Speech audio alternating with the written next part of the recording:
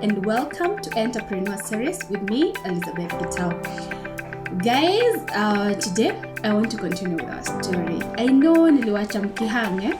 Perils of Pairing Glams has been on my case asking what happened when your ex-employee became your competitor. So today, guys, I want to talk about competition in business. Some of us are really afraid of starting businesses because we feel like a certain industry is full, there is a lot of competition, or it is saturated. And today I want to talk about how do you go about dealing with competition. So back to my story. When this employee left, she started an agency right 3 blocks away from where I was. And I didn't really get bothered by her starting her agency because of a number of reasons that I'll tell you.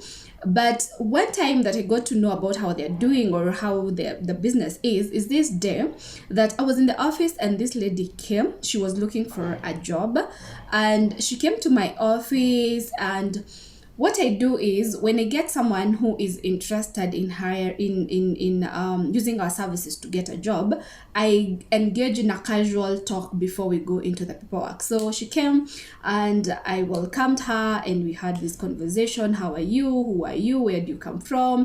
Why are you looking for a job? What happened to your previous position? What do you like most about domestic work? So that is what our casual conversation goes like before we go to the paperwork. So the paperwork is where you fill her details, her ID, you take a copy of her ID, a copy of any certificates or any recommendation letters or any document that you may have. So I went through the whole process with her to the extent where she gave me a letter of recommendation. We made calls to the former employer. So we did all this. And then later, after we were done with that whole process, I told her, we don't have a position that matches your qualification as at now, but when I hear of one, I'll let you know. And she was like, oh, okay. So what happens after you give me a call? I was like, when I give you a call, I'll let you know the position, where it's located, and I expect you to also let me know whether it's a position you would be interested in before we schedule the interview. And during the interview day, this is what I expect from you. I want you to be here early.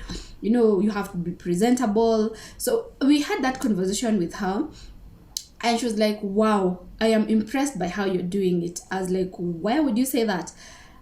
She now mentioned, before I came to your office, remember I told you my former employee's office was closer to the gate. So before you get to my office, you get to her office. She was like, I passed by that office and I didn't like the way they handled me. And I was like, why? Because the only thing they told me is, kuna kazi, patia makaratasi, we are going to call you, hata kuna client anangoja. And I asked them, kazi ni wapi na nalipa pesa ngapi? They have no idea where the job is, what are the qualifications, so they only told me kazi iko. And that is the only time that I got to know how they were doing their business. And unfortunately, they didn't take long because I think after a month I could not see them again. I think they either moved to another place or they closed doors. So now you know what happened to my competition. And that leads me to my message for today. You will always get competitors. You will always get competition. However, competition is actually very broad, because if, for example, you're selling shoe, you're not only competing with other people who are dealing with shoes, you are also competing against limited resources by your clients or by your potential customers. Why am I saying this? That money that customer wants to use to buy a shoe has a lot of needs that it would go into.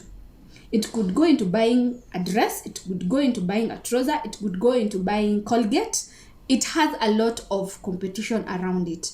But we focus so much on competing with other people, we forget on focusing on solving a certain problem that your client may have, and making that client see the urgency to actually invest in your business.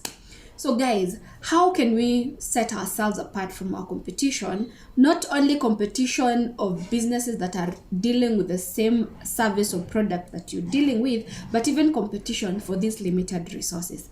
Number one of what I would say is believe in yourself. You are unique, and you have to believe in yourself and in your product and in your service.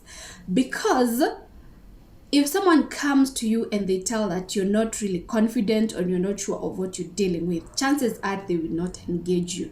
So work on yourself. And I think this is something that I've said over and over again. You're the first thing that your customers, your potential customers see. So if they sense that you're not confident or you're not even sure of what you're dealing with, then they're not going to really believe in you. Number two, believe that there is enough pie for everyone. These people who are saying, oh, that business imefanywa na watu wengi, I will not engage into mitumba business, I will not engage into selling of maize because everyone in my neighborhood is. The reason as to why everyone is getting into that business is because there's money. Have you ever noted that you go to Dubai and everyone is dealing with beauty products? Why haven't you ever thought that, why don't I open a beauty product on Kirinyaga Road where they're selling spares for cars? Because there is enough pie for everyone, and the reason as to why they're selling beauty product wakiwa wamefuatana hivi, it's because everyone goes with something home. So there's enough pie for everyone. So don't say, oh, there is a lot of competition here, biashara imefanywa sana. There is enough for everyone. What makes us not get something is greed and engaging in dangerous competition, because there's dangerous competition. And number three, identify your niche or what sets you apart from your competition. We are so much focused on what another person is doing, we forget to work on our niche or what sets us apart. Have you ever had someone say, ukitaka kitu ya bei rahisi, talk to fulani? If you want something that is cheap or that is affordable or that. So someone has already identified that I want to be known for low prices. Another one will be known for quality. But have you ever had someone say, hey, you want something that is quality? Kuwa tayari kutoa pesa. Because you will get it at a certain place and you will get it at an extra price. So guys, what is your niche? What sets you apart from the rest of the competition? Don't be so focused on what other people are doing. Be focused so much on what you want to be known for. Are you going to be known for timeliness? Are you going to be known for quality? Are you going to be known for the cost? Are you going to be known for customer service? What exactly do you want to be known for in that line of business that you have chosen? And number three, stay focused. This one is targeting people who are distracted by anything and everything around them. Have you ever seen someone who is selling shoes and then they're like, ay, na fulani wa nguo? They're selling shoe, but they're always talking about fulani wa nguo. Or they are in the business of cleaning, but they're always talking of someone who is in the catering business. Na fulani anauza chakula na mimi naona kama nitabadilisha. Stay focused. Because the moment you are distracted, you're not able to focus on your goals and on your objectives. And remember, I always say, in as much as maybe you're in an industry that is saturated or that has so many people, you are the vision holder. You're the person who knows where your business should be in the next 1 year, 2 years.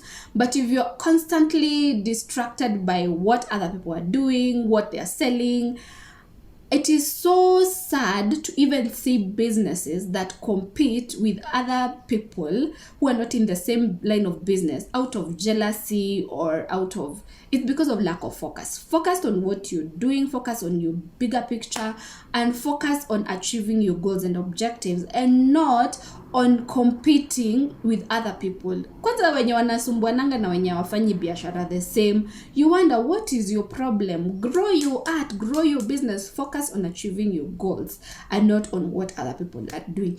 And finally, what I would like to tell you is there is so much that we can do when we collaborate than when we compete.